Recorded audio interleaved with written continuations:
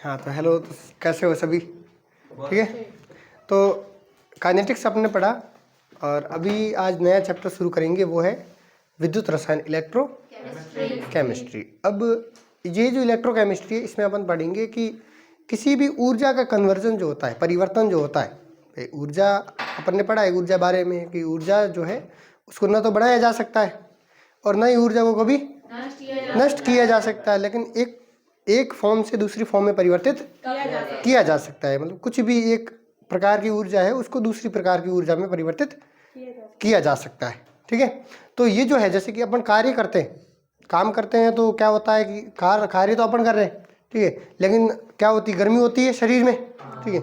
अब वो अलग प्रकार की ऊष्मा बाहर निकलती है, ठीक है। कार्य एक अलग प्रकार की ऊर्जा है, तो वो क्या हो रहा है कि अपन कार्य तो अपन कर रहे हैं, लेकिन ऊर्जा का कन्वर्जन किसी और रूप में बाहर निकल रहा है, ठीक है। तो ऊर्जा को न तो बढ़ाया जा सकता है और ना ही नष्ट किया जा सकता है। ये ऊर्जा संरक्षण का नियम है कि ऊर्जा का ना तो उत्पन्न किया जा सकता है और ना ही ह्रास किया जा सकता है, केवल एक फॉर्म से दूसरी फॉर्म में कन्वर्ट किया जा सकता है, परिवर्तित किया जा सकता है। अब इसमें जो है इलेक्ट्रोकेमिस्ट्री में, इसमें अपन पढ़ेंगे कि जो विद्युत ऊर्जा जो है, जैसे अपना लाइट है, करंट है, उसको रासायनिक ऊर्जा में कैसे परिवर्तित करना है और रासायनिक ऊर्जा को विद्युत ऊर्जा में कैसे परिवर्तित करना है, उसके बारे में अपन इसमें अध्ययन करेंगे। ठीक है। तो ये जो है, अब इसमें जैसे कि विद्युत ऊर्जा को रासायनिक ऊर्जा में परिवर्तित करें कैसे, आपने भी सेल देखे हैं, बैटरियां देखी है, ठीक है।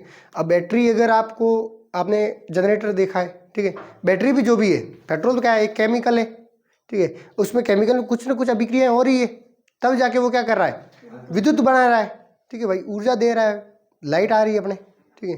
जैसे अपने जो इन्वर्टर है, इन्वर्टर में क्या होता है, जैसे पहले अपन लाइट करते हैं, जो इन्वर्टर चार्ज होता है, ठीक है, और फिर क्या होता है, जैसे लाइट चली जाती है तो अपना इन्वर्टर काम करना शुरू कर जाता है, तो वो डिस्चार्ज हो रहा है, इन्वर्टर क्या हो रहा है, डिस्चार्ज हो रहा है, ठीक है।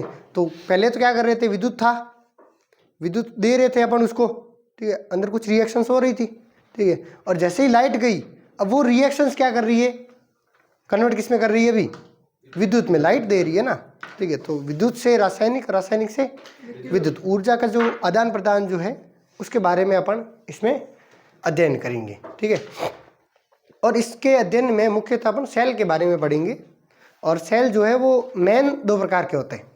मेन सेल जो होते हैं वो दो प्रकार के होते हैं, एक होते हैं विद्युत अपघटनीय सेल और दूसरा होता है गैल्वेनिक सेल। ठीक है। एक तो होता है विद्युत अपघटनीय सेल और एक होता है गैल्वेनिक सेल। अब ये विद्युत मतलब लाइट, करंट जो अपन पढ़ते हैं, ठीक है।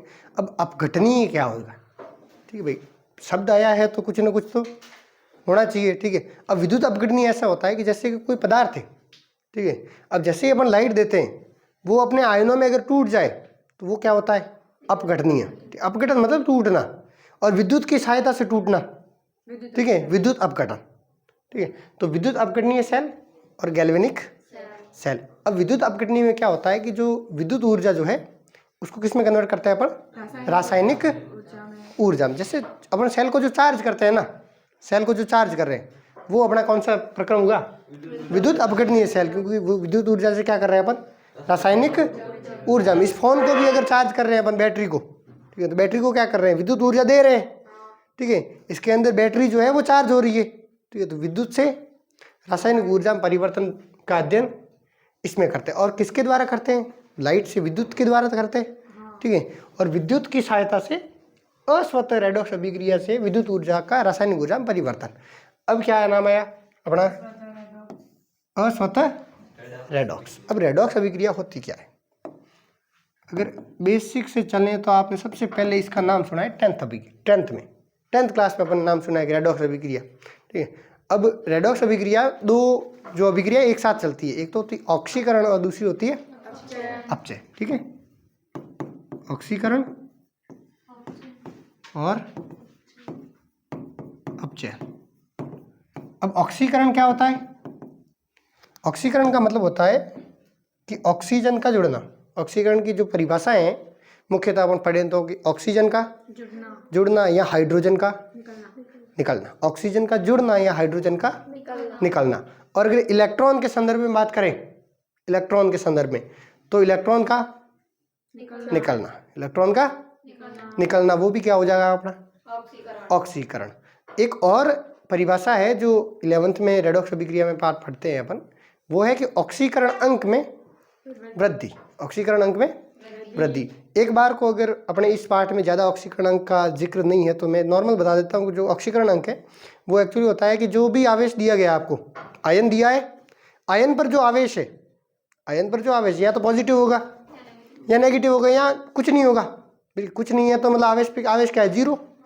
नेगेटिव होगा तो नेगेटिव, पॉजिटिव है तो पॉजिटिव। तो आयनों पे जो आवेश दिख रहा है, ठीक है ना, वो उस आयन के लिए क्या है, ऑक्सीकरण अंक। जैसे कि संयोजकता होती है, कार्बन की संयोजकता 4 होती है, ऑक्सीजन की संयोजकता 2 होती है। लेकिन अब संयोजकता को कैसे बोलेंगे, भले वो इलेक्ट्रॉन ग्रहण कर रहा है या दे रहा है इलेक्ट्रॉन, अपन ऐसे ही बोलेंगे कि ऑक्सीजन की संयोजकता 2 है, हाइड्रोजन की 1 है, भले वो दे रहा है ले रहा है उसका अपने को नहीं पता चल रहा है, ठीक है। लेकिन ऑक्सीकरण अंक अपन जो है वो आवेश के साथ में बोलेंगे कि ऑक्सीजन का ऑक्सीकरण क्या है, -2, हाइड्रोजन का क्या है, +1, सोडियम का क्या है, +1, ठीक है। जो आवेश दिख रहा है भाई उसका क्या है, ऑक्सीकरण अंक, ठीक है।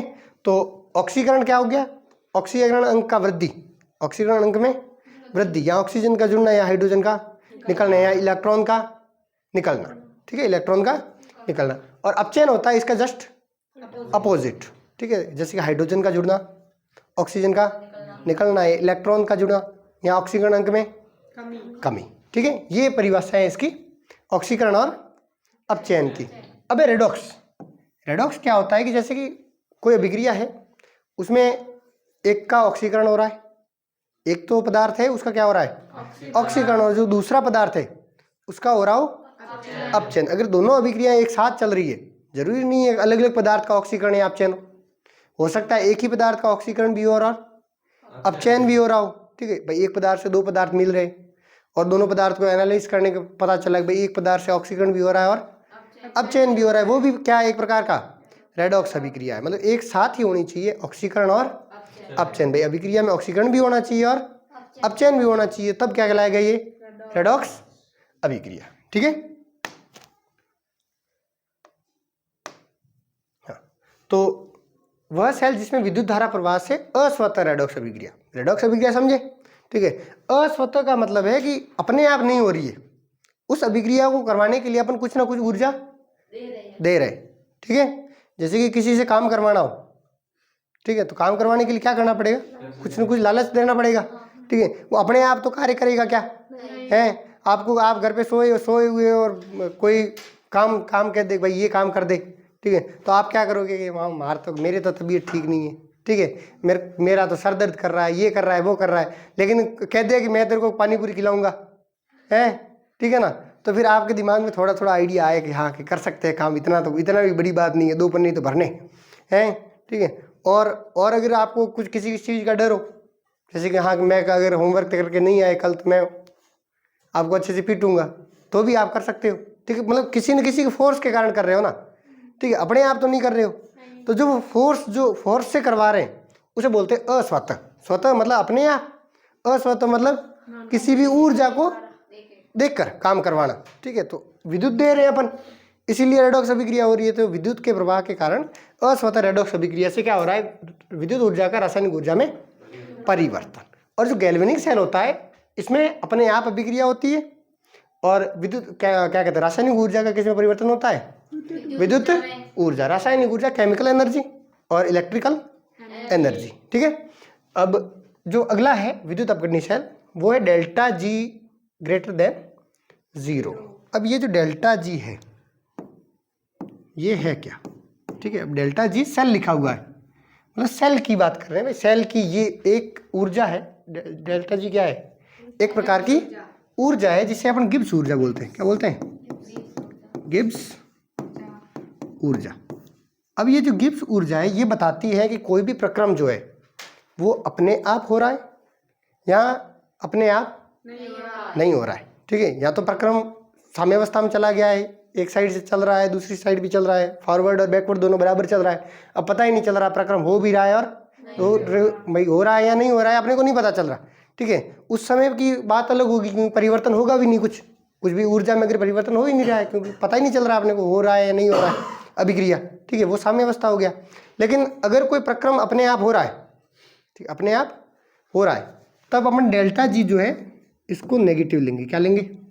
नेगेटिव। अगर इस ऊर्जा का मान नेगेटिव आता है तो प्रक्रम जो है वो कैसे हो रहा है? स्वतः हो रहा है। कैसा हो रहा है? स्वतः।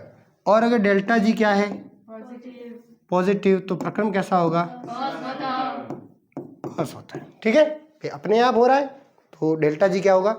नेगेटिव। स्पॉन्टेनियस बोलते हैं इंग्लिश में, स्वतः स्पॉन्टेनियस, अपने आप हो रहा है। डेल्टा जी नेगेटिव है तो, ठीक है। और अगर डेल्टा जी पॉजिटिव है तो अस्वतः, अपने आप नहीं हो रहा है। ठीक है, तो देखो यहाँ पे क्या है? अस्वतः रेडॉक्स अभिक्रिया। डेल्टा जी का मान कैसा आया होगा? पॉजिटिव आया होगा, तभी तो कह रहे हैं कि भाई रेडॉक्स अभिक्रिया कैसी है? अस्वतः, ऊर्जा दे रहे हैं अपन। ठीक है, अब एनोड और कैथोड, ठीक है, ये भी नए नाम है अपने लिए, तो हम सुने नहीं अब तक तो इतने तो। ठीक है, अब एनोड क्या होता है और कैथोड क्या होता है? तो बैटरी है, कोई भी परिपथ जो है ये जैसे कि सर्किट जुड़ा हुआ है अपने पूरा। ठीक है, अब ये जो बैटरी है, ठीक है, जैसे कि अपना इन्वर्टर भी है, उसमें कुछ ना कुछ रोडें लगी हुई होती है, देखी हो तो आपने तो। ठीक है, अब जो रोड्स लगी हुई होती है, अब उसको अगर बैटरी से, वह रोड जो बैटरी के पॉजिटिव से जुड़ी हुई है, पॉजिटिव और नेगेटिव दो साइन बने हुए होते हैं बैटरी पे, देखा होगा आपने तो। ठीक है, तो वह रोड जो पॉजिटिव से जुड़ी हुई है, ठीक है, पॉजिटिव, वो तो होती है एनोड। और जो रोड नेगेटिव से जुड़ी हुई होती है वो होती है अपनी कैथोड। बैटरी से जोड़ने के बाद अपन डिसाइड करते हैं कि एनोड कौन सा है और कैथोड कौन सा है। ठीक है, और जहाँ पे बैटरी का काम नहीं लेंगे, जैसे गैल्वेनिक सेल में अपन बैटरी का काम नहीं लेंगे। ठीक है, क्योंकि यहाँ पे क्या है कि रासायनिक ऊर्जा से विद्युत ऊर्जा दे रहे, तो बैटरी नहीं चाहिए होगी। बैटरी तब चाहिए जब अपने को ऊर्जा चाहिए, अपन तो ऊर्जा दे रहे हैं। ठीक है, तो अपने को कोई ऐसा चाहिए जो ऊर्जा को ले। ऊर्जा को कौन लेगा? जैसे लाइट है, बिजली, कुछ भी है, पंखे, ये ऊर्जा को लेने वाले हैं, बैटरी ऊर्जा देती है। ठीक है, तो इसमें भी अपन किस प्रकार से डिसाइड करेंगे, ठीक है, मैं ये आगे अपन जैसे जैसे चैप्टर प्रोसीड करेगा अपन बताएंगे भाई एनोड किस प्रकार से डिसाइड कर रहे हैं और कैथोड किस प्रकार से डिसाइड कर रहे हैं। ठीक है, तो एनोड जो है, इसका एनोड जो होगा वो होगा पॉजिटिव। कैसा होगा? पॉजिटिव। और कैथोड कैसा होगा? नेगेटिव। किसमें? विद्युत अपघटनीय सेल में। और गैल्वेनिक सेल में क्या होगा? जस्ट उल्टा। जस्ट क्या होगा? उल्टा। इसमें एनोड क्या होगा? नेगेटिव, और कैथोड क्या होगा? पॉजिटिव। इसको याद करने का अपन आगे ट्रिक भी बताएंगे भाई कि हाँ इसको कैसे याद रखा जाए कि एनोड नेगेटिव किसका होगा और पॉजिटिव किसका होगा। ठीक है, अब एनोड जो है भाई, एनोड एक इलेक्ट्रोड है। ठीक है, अब इलेक्ट्रोड बनाया हुआ है, ठीक है, और किसी चीज़ में डुबाया हुआ है भाई, कोई ना कोई तो केमिकल में डुबाया होगा अपना। जैसे कि आपने अगर खोला होगा, सौर ऊर्जा वाले पहले देखते थे आप, तो खोलते थे वो डूबे हुए होते थे किसी केमिकल में। ठीक है, अब ये जो केमिकल है उसका क्या होगा? एनोड पर तो हमेशा क्या होगा? ऑक्सीजन। भले इस सेल की बात करें, यहाँ दोनों सेलों में, मतलब किसी भी सेल में एनोड पर क्या होगा? हमेशा और अपचयन जो होगा वो कहाँ होगा? कैथोड पर। ठीक है, तो ये है दोनों प्रकार के अपने सेल। अब सबसे पहले अपन पढ़ते हैं विद्युत अपघटनीय सेल के बारे में। तो विद्युत अपघटनीय सेल क्या करता है? विद्युत ऊर्जा को रासायनिक ऊर्जा में परिवर्तित करता है। किसके द्वारा? विद्युत देने पर अस्वतः रेडॉक्स अभिक्रिया होती है। ठीक है, तो ये होता है। तो जो है, अब जैसे कि विद्युत दे रहे हैं अपन, तो जो पदार्थ है उसका एक का क्या होगा? ऑक्सीकरण, रेडॉक्स अभिक्रिया हो रही है, एक का क्या होगा? ऑक्सीकरण। दूसरे का क्या होगा? अपचयन होगा। ठीक है, अब विद्युत अपघट्य क्या होता है? मैंने आपको बताया कि भाई विद्युत दे रहे हैं अपन, ठीक है, तो वो क्या कर रहे हैं? अपने आयनों में टूट रहा है। अब आयन कैसे होते हैं? दो ही प्रकार के होते हैं, एक तो धनायन और एक ऋणायन। तो विद्युत अपघट्य क्या होगा? दो आयनों में टूटेगा, धनायन और ऋणायन। ठीक है, तो धनायन जो होगा वो हमेशा क्या होगा? अपचयित। धनायन का क्या होगा? अपचयन होगा, मतलब धनायन खुद क्या होगा? अपचयित होगा। अब धनायन जो है पॉजिटिव चार्ज है किसी पर, ठीक है, जैसे कि ये मेटल है, उस पर क्या है? पॉजिटिव चार्ज है। ठीक है, अब अगर पॉजिटिव चार्ज है तो कोई किसी के पास पॉजिटिव चार्ज है वो क्या करना चाहेगा? उदासीन होना चाहेगा। ठीक है, कोई भी अपने ऊपर चार्ज नहीं लाना चाहता, सारे क्या चाहते हैं कि भाई उदासीन रहे। ठीक है, उदासीनता ज़्यादा स्टेबल प्रदान करती है। तो ये क्या करना चाहेगा? इलेक्ट्रॉन ग्रहण करेगा। क्या करेगा? इलेक्ट्रॉन ग्रहण करेगा। अब अगर इलेक्ट्रॉन, ये n इलेक्ट्रॉन ग्रहण कर दे, ठीक है, इलेक्ट्रॉन क्या करेगा? अगर इसने इलेक्ट्रॉन दिए तभी तो इस पर क्या आया? प्लस। वापस कैसे आएगा? प्लस और माइनस क्या हो गई? उदासीन। ठीक है, तो क्या बना? जैसे कि मेटल बन गया। ठीक है, क्या बना? मेटल। इसने n इलेक्ट्रॉन ऑलरेडी पहले दे चुका था, इसने n इलेक्ट्रॉन वापस क्या कर दिए, ग्रहण किए। पहले दिया, देने वाले पे क्या आता है प्लस, लेने वाले पे माइनस। भाई जो अगर मैं तेरे को पैसे उधार दूंगा, आपको पैसे अगर उधार दूंगा मैं, तो आप मेरे पर क्या आएगा, प्लस आएगा ना, मैं मांग मैं रहा हूँ, ठीक है, आप पर क्या आएगा, माइनस। ठीक है, तो प्लस वाले को क्या चाहिए, इलेक्ट्रॉन चाहिए वापस, मेरे को पैसे तो वापस चाहिए उधार दिए हुए। ठीक है, तो मैं जो इलेक्ट्रॉन ले रहा हूँ तो मैं क्या हो जाऊंगा वापस, उदासीन, न्यूट्रल। मेरे ना तो आपसे लेना देना, ठीक है, ना आपसे पैसे मेरे को मांगने हैं वापस, ना देने हैं। ठीक है, तो ये क्या हो जाएगा, उदासीन। अब ये देखो यहाँ पे इस पर आवेश कितना है, इस पर कितना है, 0। इसने इलेक्ट्रॉन ग्रहण किए। ठीक है, अब इलेक्ट्रॉन ग्रहण करना मतलब अपचयन, क्या है, अपचयन। अपचयन का मतलब होता है इलेक्ट्रॉन ग्रहण करना। परिभाषा अपनी अपचयन क्या है, इलेक्ट्रॉन ग्रहण करना, या हाइड्रोजन का जुड़ना, या ऑक्सीजन का निकलना, या ऑक्सीकरण अंक में कमी। ठीक है, तो यहाँ पे अगर ऑक्सीकरण अंक भी देखोगे तो क्या है, प्लस है, यहाँ पे क्या है, 0। तो प्लस से 0 पहुंचे, क्या हुई, कमी हुई, वृद्धि, कमी। ठीक है, तो ये क्या होगा इसका, अपचयन। तो धनायन का हमेशा क्या होगा, अपचयन। और अगर ऋणायन की बात करूं मैं, ठीक है, जैसे x माइनस m, ऋणायन की बात करूं तो ऋणायन क्या करेगा, पैसा देगा, वापिस देगा। भाई कर्जा अपना क्या करना चाहेगा, उतारना चाहेगा। ठीक है, तो ये क्या कर देगा, इलेक्ट्रॉन त्याग देगा, कितने, n इलेक्ट्रॉन। इस पर n आवेश है तो कितने इलेक्ट्रॉन त्यागेगा, n। उदासीन होने के लिए तो इतने इलेक्ट्रॉन तो त्यागने पड़ेंगे ना एटलीस्ट। ठीक है, क्योंकि इधर भी आवेश और इधर आवेश दोनों साइड क्या होना चाहिए, बराबर। आवेश क्या होना चाहिए, अभिक्रिया में, अभिक्रिया हमेशा संतुलित होनी चाहिए। तो इस साइड भी आवेश और इस साइड भी आवेश क्या होना चाहिए, बराबर। इधर क्या है आवेश, -n, इधर क्या है, n इंटू -1 -n। ठीक है, तो आवेश क्या है, बराबर। इधर देखो प्लस n है आवेश, और -n प्लस n क्या हो गया, 0। इधर भी 0। ठीक है, तो इसने क्या किया, इलेक्ट्रॉन त्यागे, इलेक्ट्रॉन क्या किए, त्यागे। और इलेक्ट्रॉन का त्यागना मतलब ऑक्सीकरण। तो ऋणायन का हमेशा क्या होगा, और धनायन का क्या होगा, अपचयन। ठीक है भाई, धनायन क्या होगा, अपचयित होगा, रिड्यूस होगा। ठीक है, अपचयन होगा।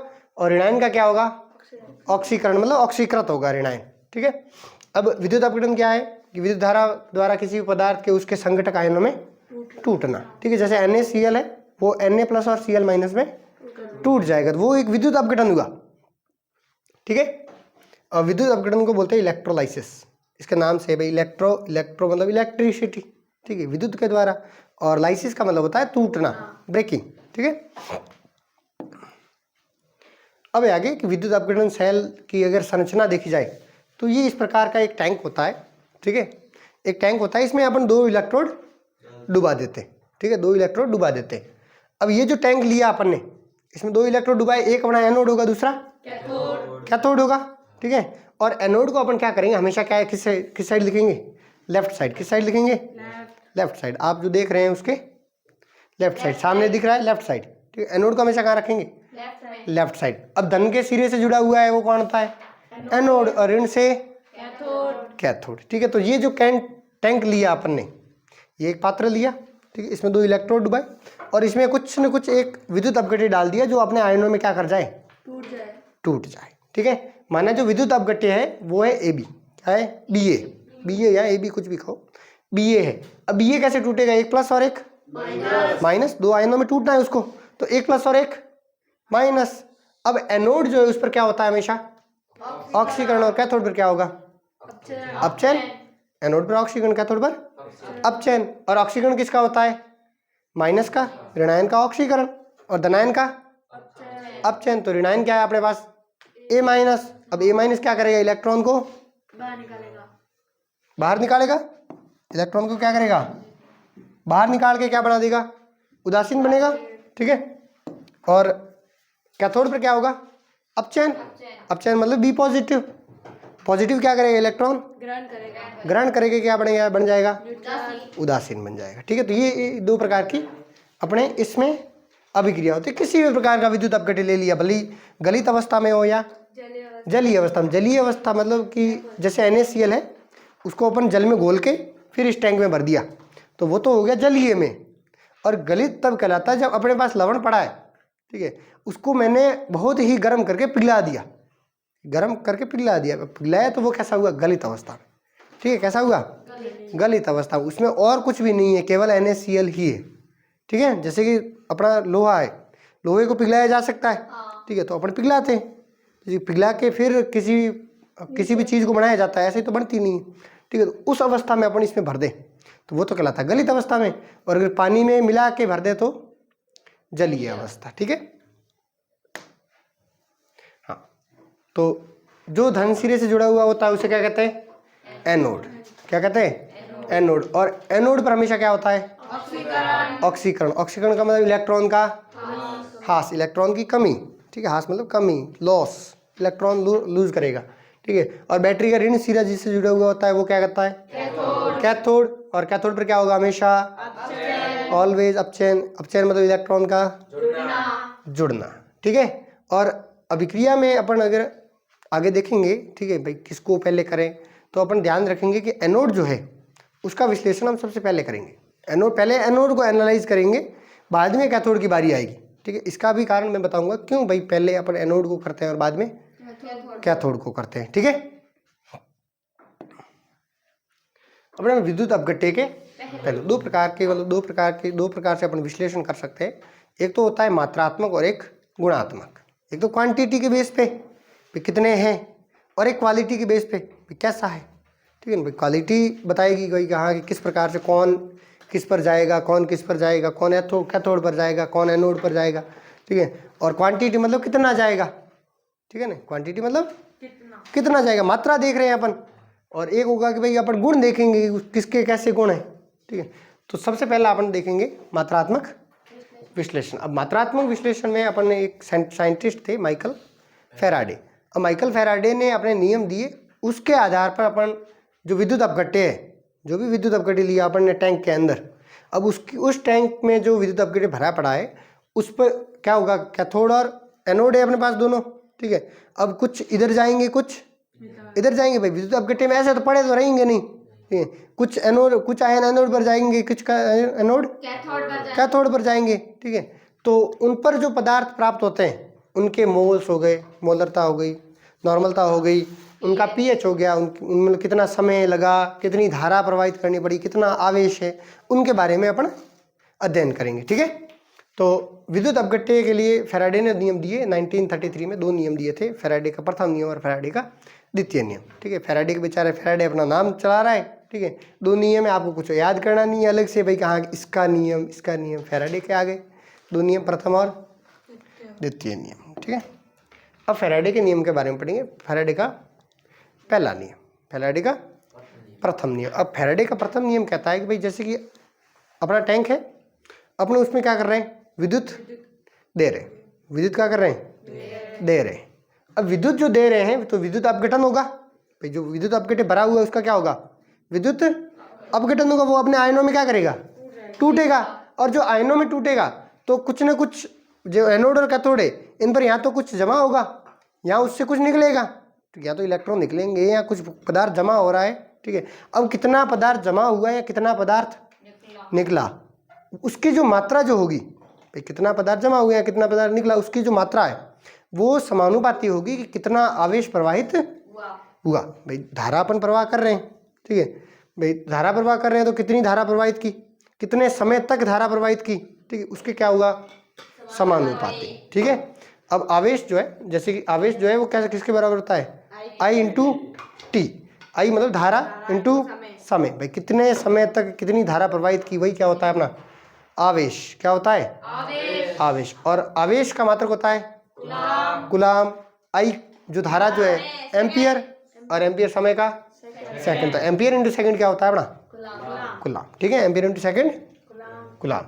तो अपने कहा कि भाई पदार्थ की मात्रा जो है वो प्रवाहित धारा और धारा प्रवाह में लगे समय के समानुपाती होता है। ठीक है, अब W जो है वो समानुपाती किसके होगा, Q, आवेश। किसके, आवेश के। और आवेश बराबर होता है धारा इंटू समय, तो Q समानुपाती IT भी लिख सकते हैं अपन।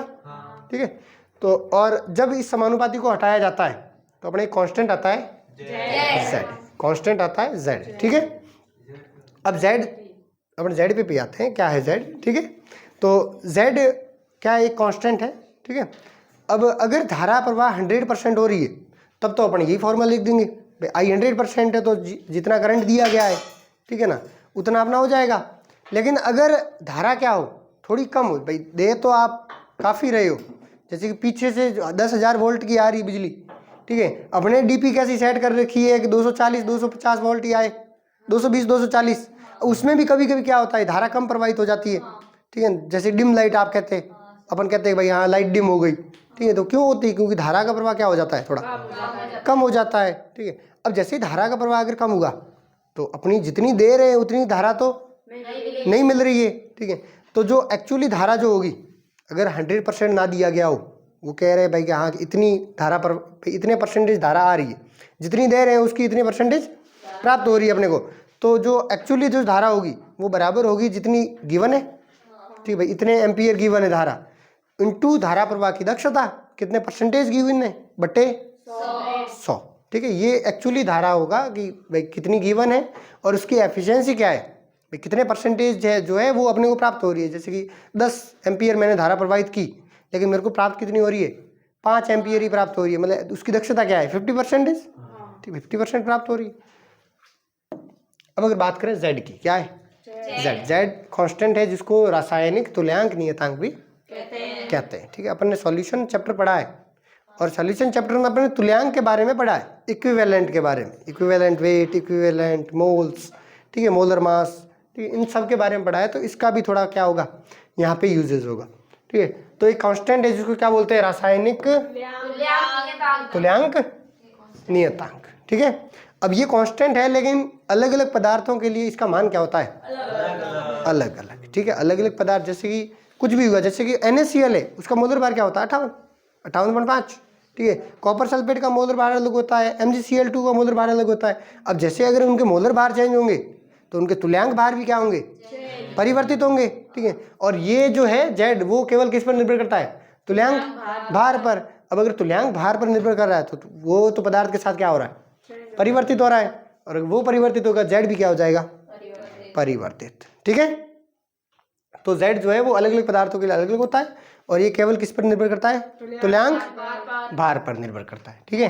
अब अगर धारा जो है एक प्रवाह 1 सेकंड तक प्रवाहित की जाए, धारा 1 एम्पियर 1 सेकंड तक प्रवाहित की जाए, तो अपना W जो होगा वो किसके बराबर हो जाएगा, Z के बराबर, क्योंकि अपना क्या है Z भाई W बराबर ZIT, ठीक है। अब I का मान भी 1, Z का मान भी क्या कहते हैं, T का मान भी 1 और I का मान भी 1, तो ये तो क्या हो गया 1, तो वही पदार्थ की मात्रा जो होगी वो किसके बराबर हो जाएगी, Z के बराबर, कांस्टेंट के बराबर हो जाएगी, Z के बराबर, ठीक है। तो अभी अगर Z की गणना करेंगे, Z एक्चुअली निकाले कैसे, ठीक है। तो अपन जानते हैं कि जो 1 मोल इलेक्ट्रॉन जो है उस पर आवेश कितना होता है, 1 इलेक्ट्रॉन पर आवेश, भाई 1 मोल पर आवेश कैसे निकालेंगे, 1 इलेक्ट्रॉन पर आवेश कितना है, ठीक है, या और गुना 1 मोल में कितने इलेक्ट्रॉन है, कितने संख्या इंटू उस पर आवेश, वही क्या होगा 1 मोल में इलेक्ट्रॉन। अब 1 इलेक्ट्रॉन पर आवेश क्या होता है 1.6 × 10⁻⁻19 कूलाम, ठीक है, 1.6 × 10⁻⁻19 कूलाम। आप फिजिक्स में रेगुलर पढ़ रहे हो, इलेक्ट्रिकल आप शुरू कर चुके हो, तो आपको पता है कि इलेक्ट्रॉन पर आवेश कैसा है, ठीक है। और 1 मोल में इलेक्ट्रॉन की संख्या जो होती है, ठीक है, 1 मोल में, अगर मोल्स की परिभाषा आपको थोड़ा बहुत मोल्स के बारे में आइडिया हो तो मोल्स क्या होते हैं Na। अगर मोल 1 है तो नंबर ऑफ संख्या, नंबर क्या होगी Na के बराबर, और Na क्या होता है 6.023 × 10⁻23, ठीक है। और जब इनका मल्टीप्लाई किया जाता है तो अपने वैल्यू आती है कुछ 96487 कूलाम, ठीक है, जिसको अपने अप्रोक्सीमेट क्या मानते हैं 96,500, 96500, ठीक है।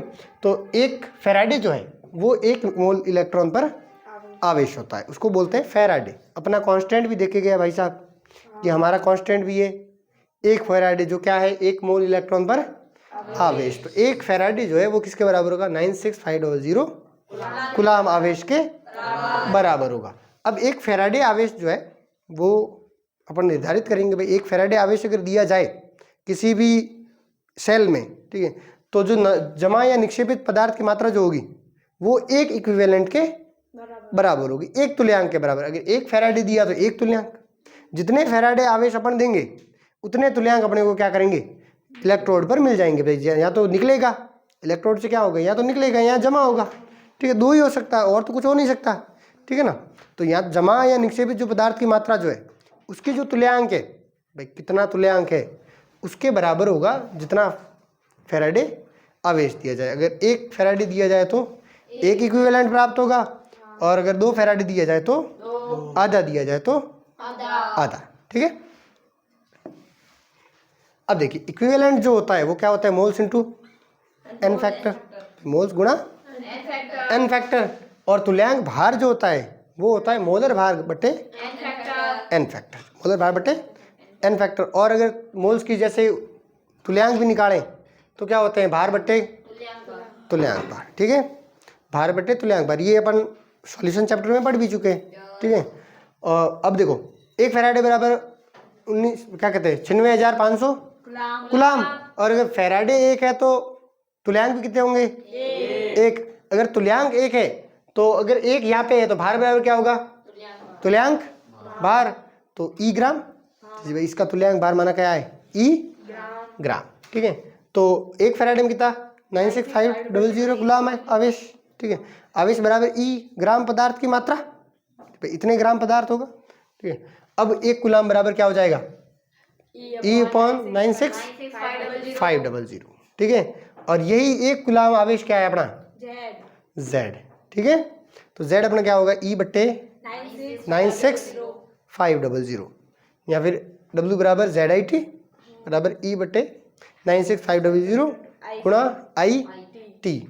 और अगर एक और मैं फॉर्मूला लिखना चाहूँ तो डब्ल्यू बराबर मोलर भार बट्टे एन फैक्टर, ठीक है, गुणा कैपिटल एफ की वैल्यू क्या है 96500, ठीक है, गुणा आई गुणा टी।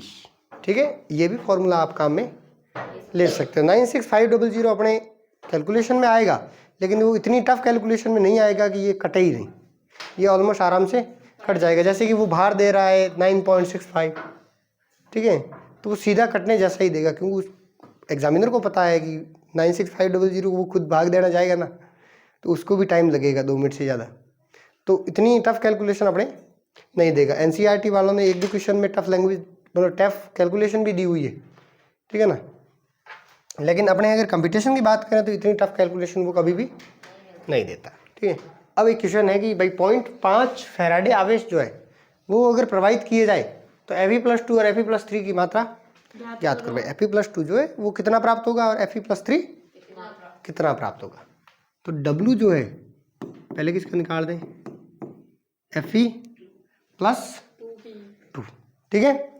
तो कितने तुल्यांक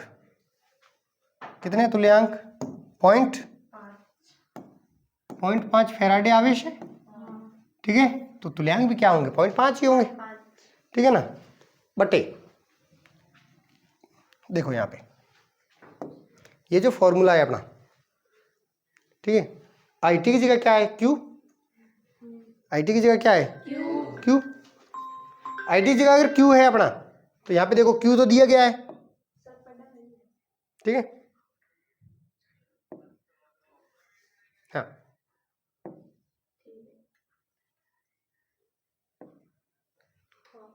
ठीक है। तो आवेश आपको दिया गया है 0.5 फैराडे आवेश दिया है, Q दिया गया है, ठीक है, तो आवेश दिया गया है Q, ठीक है, मतलब आपने फॉर्मूले में Q चाहिए था, Q है गिवन है, ठीक है, हाँ, तो आवेश दिया गया है, ठीक है, Q और इक्विवेलेंट भी क्या है 0.5, ठीक है, तो 0.5 फैराडे, ठीक है, बट्टे यहाँ पे क्या चाहिए कैपिटल ई चाहिए, या फिर अगर MW/N फैक्टर की बात करूं मैं, ठीक है, F जो है वो अपने आप देख लेंगे अपन, ठीक है, और Q दिया गया है, ठीक है। अब देखिए अपने पास ये दिया गया है, क्या है Q है, क्या है Q, आवेश है 0.5 फैराडे, ठीक है, बट्टे देखो ऐसा चलते हैं मोलर भार बट्टे एन फैक्टर गुणा कैपिटल F फैराडे के लिए और आवेश Q, ये फॉर्मूला है अपने पास, तो m क्या दिया गया है, अगर Fe + 2, Fe का क्या होता है मोलर भार 56/n फैक्टर, Fe + 2 के लिए 2 गुणा F को ऐसे ही रखूं मैं, और Q दिया गया है 0.5, F से F कैंसिल, ठीक है। और जब इसका गुणा करेंगे तो गुणा आप अगर रहने भी दो तो आप कैलकुलेशन कर सकते हैं आराम से, ठीक है। 56 में 4 का भाग देना है भाई, 0.5 को क्या लिख सकते हैं 1/2, तो 56 में 4 का भाग देना है, ठीक है।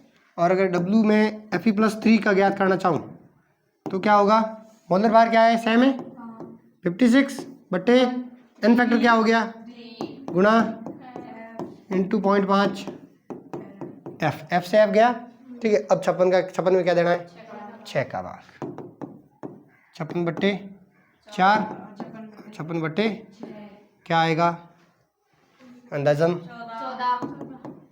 14 ग्राम। और ये कितना आएगा अपने 6, 9 से ऊपर थोड़ा कुछ 9 से समथिंग ऊपर आएगा ना, 9.22 के आसपास, ठीक है 9.2 ग्राम, ठीक है। क्योंकि 54, 2, 20, 20 2 बार गया 18, 2, 2, 2, 2 कंटिन्यूस चलता रहेगा, ठीक है। नहीं 6 का भाग है 3 बार, सॉरी, ठीक है 9.3 ग्राम। आई थॉट 9 का भाग दे रहा हूँ मैं, ठीक है 6 का भाग 9.3 ग्राम। तो ये इस प्रकार से न्यूमेरिकल हो जाएगा, ठीक है।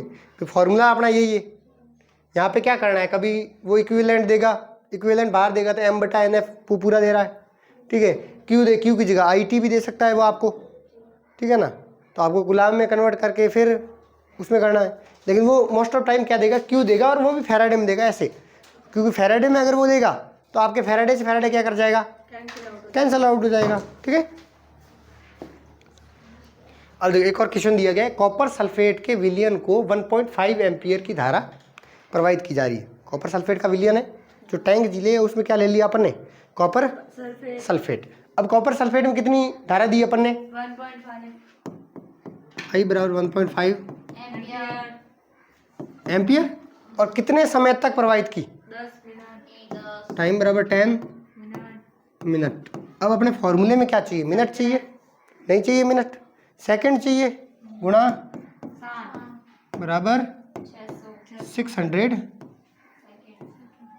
सेकंड, ठीक है। तो मिनट को अपने किस में कन्वर्ट करना है हमेशा सेकंड में, ठीक है। मिनट को सेकंड में कन्वर्ट किया, ठीक है। अब अपना देखो W बराबर क्या होता है, मोलर भार बट्टे n फैक्टर गुणा F इंटू IT, भाई IT है गुणा I गुणा T, ठीक है मोलर भार।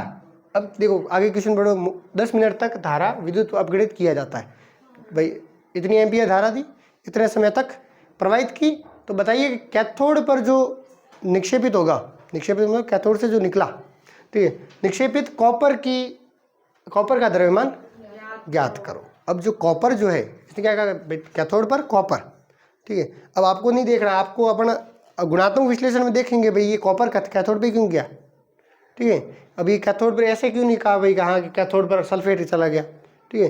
अपन ये भी डिसाइड करेंगे कौन जाएगा कैथोड पर, कौन जाएगा एनोड पर, ठीक है। उस पर क्या अभिक्रिया होगी वो अपन गुणात्मक विश्लेषण में अपन पढ़ेंगे कि भाई एनोड पर कौन और कैथोड पर कौन। इसने ऑलरेडी दे दिया है कि कैथोड पर निक्षेपित कॉपर की मात्रा। अब यहाँ पे जो द्रव्यमान जो होगा मोलर भार, ये भी तो डिसाइड करना आपने को, किसका लें, दो चीज़ें दी हुई है, एक तो कॉपर सल्फेट और दूसरा कॉपर सल्फेट भी दिया गया है और कॉपर भी दिया हुआ है, दोनों का मोलर भार क्या होता है अलग अलग होता है, ठीक है। तो यहाँ पे जो है अपन जो मोलर भार लेंगे वो उसी का लेंगे जो इलेक्ट्रोड पर क्या कर रहा है निक्षेपित हो रहा है, यहाँ जमा हो रहा है, ठीक है। या तो निकल रहा है या जमा होगा, कुछ तो होगा, ठीक है। तो यहाँ पे कौन हो रहा है कॉपर, तो मोलर भार भी किसका लेंगे अपन कॉपर का, ठीक है। तो कॉपर का मोलर भार 63, ठीक है 63.5, ठीक है। बट्टे एन फैक्टर क्या होता है कॉपर का, कॉपर +2, कॉपर सल्फेट में देखोगे तो कैसे टूटेगा, कॉपर सल्फेट, कॉपर प्लस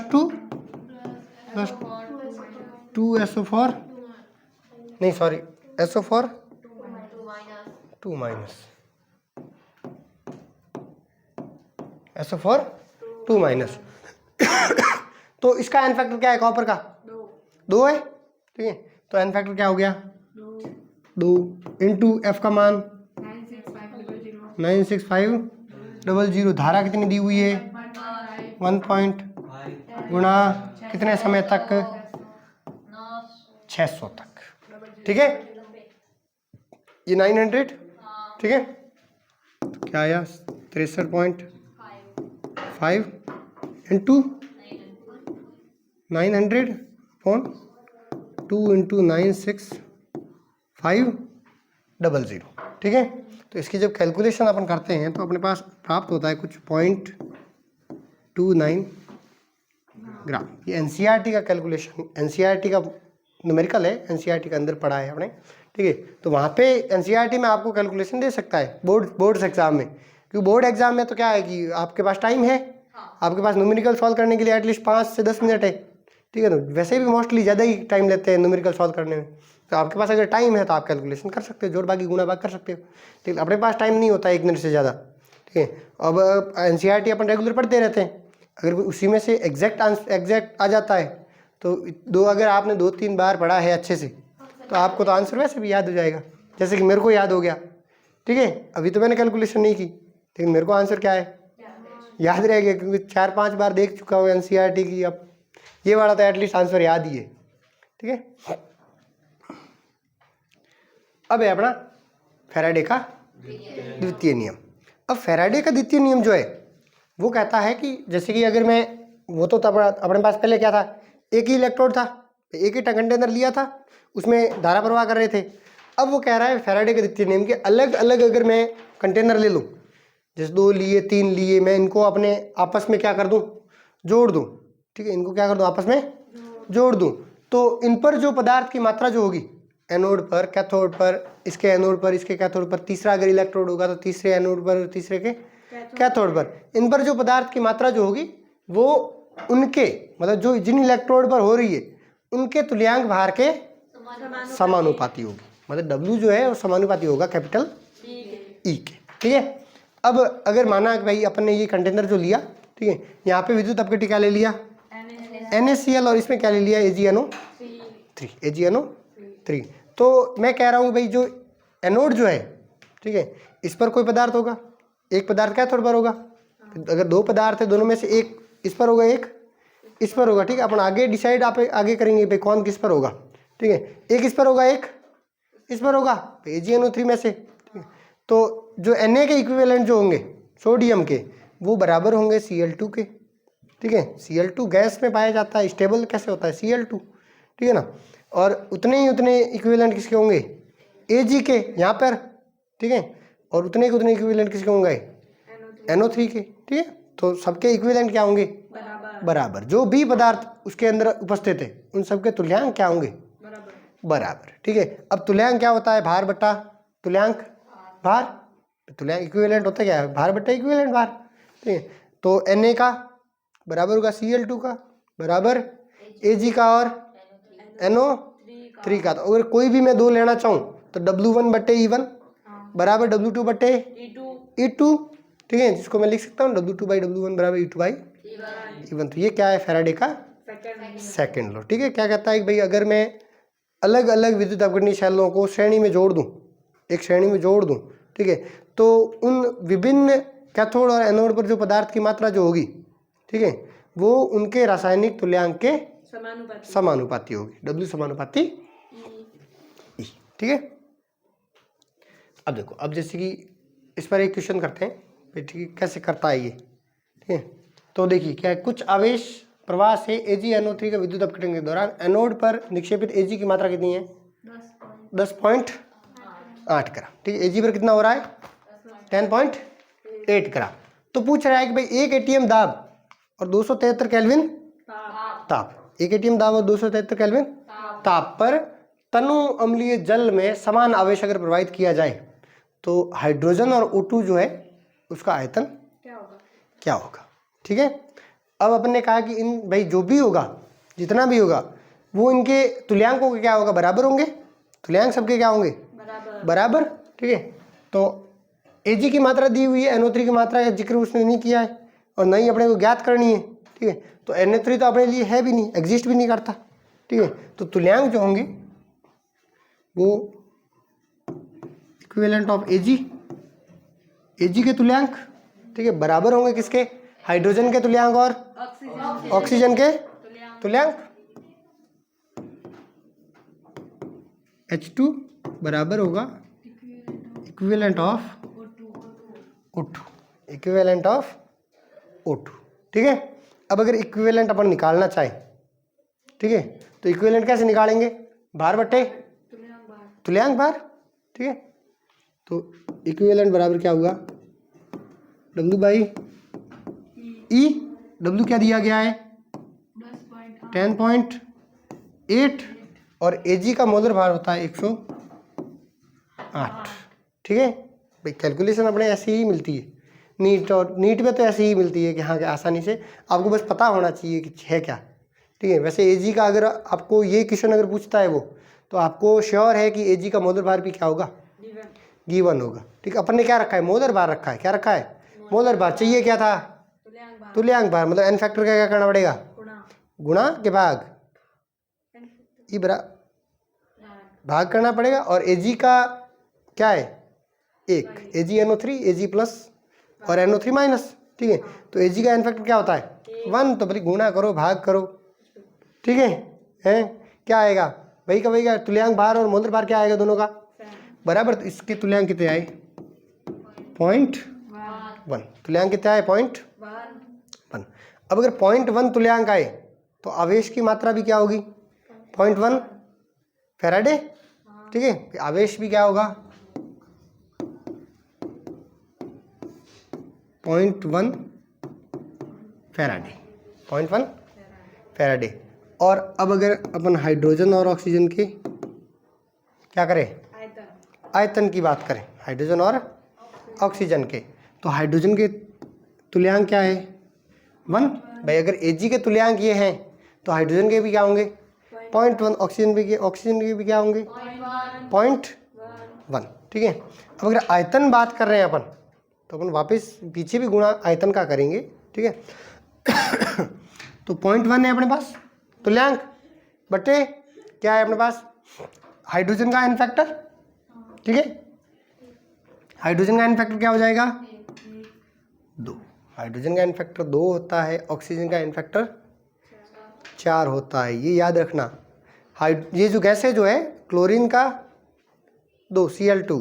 ठीक है, हाइड्रोजन का 2, क्योंकि अपने शायद मेरे हिसाब से गैसों के बारे में नहीं देखा है पीछे वाले चैप्टर में, सॉल्यूशन में अपने गैसों के बारे में एन फैक्टर नहीं है। तो 3 गैसों का ध्यान रखना।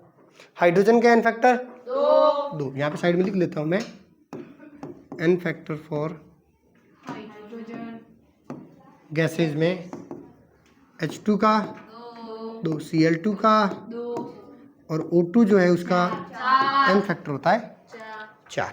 ठीक है, गुणा अगर टेम्परेचर और प्रेशर क्या दिया हुआ है, 1 atm और 273 केल्विन दाब, और इतने में आयतन क्या होगा अपना 22.4